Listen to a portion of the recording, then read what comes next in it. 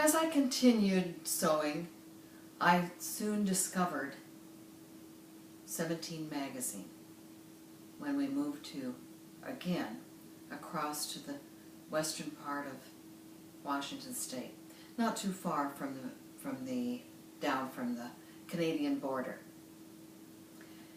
And I looked at the beautiful clothes in 17, and they were impossibly expensive. But I figured that maybe I could make them if I was able to increase my skills a little. And so I would find different things in them and begin to copy them. When I was 13, a woman from our church offered to teach me more from sewing. And she was 75 years old, a widow from our church, and we became fast friends because I went over there once a week and we would talk. One time I remember telling her a problem I had with my mother because she didn't want me to do something, and I felt like she was trying to keep me from growing up. And I remember Mrs. Bamford saying, "Oh, your mother just doesn't want you to grow up."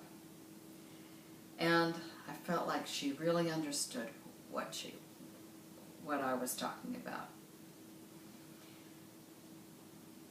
As I grew older, I would also go to the library after school and look at Vogue and Harper's Bazaar. Some of them were Mademoiselle. I don't know if Mademoiselle is published. And Glamour magazine. And look at the clothes and dream about all the things that I would be able to make. When I graduated from high school, I had always wanted to be a home ec teacher. But that became sort of, in the next few years, became something that the schools discontinued.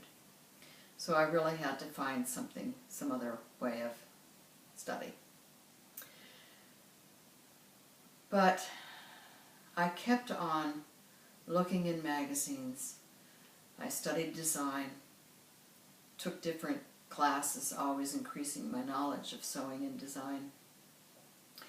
And when I came to Australia, I found that I went to work for a fabric store, and they were getting teachers for their classes that they still had at that time. And I asked if I could teach sewing. They agreed, and the first time I did it, I knew it was what I was meant to do. I loved teaching women how to take a flat piece of fabric and make it into something wonderful to wear, or something for the home. It just was something that opened up such a world to people, and I think for mothers and daughters together, there's very few things that will make your relationship better.